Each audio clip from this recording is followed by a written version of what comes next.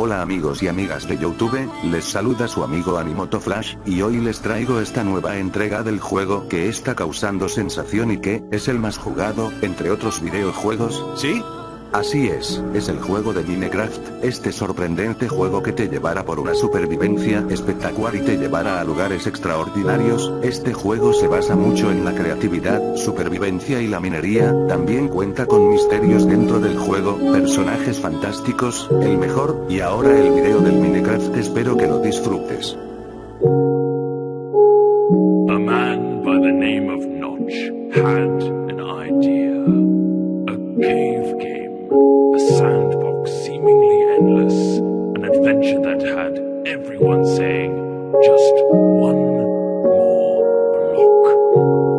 This man, that game, those blocks have brought all of you here to celebrate what has become Minecraft. It began as a simple idea. Sorry. You should use the old logo.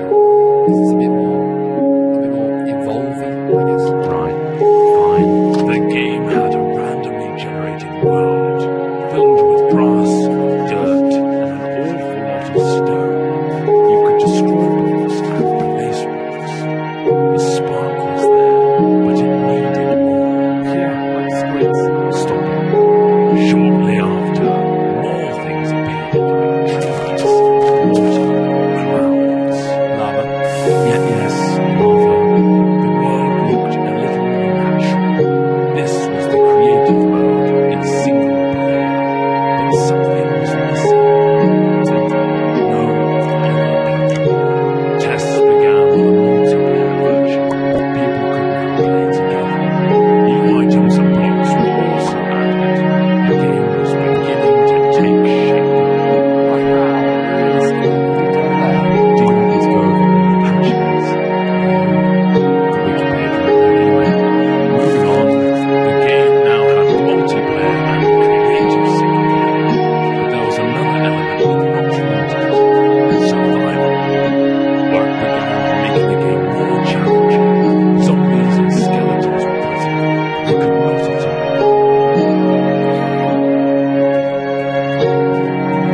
Sheep and pigs were added to it.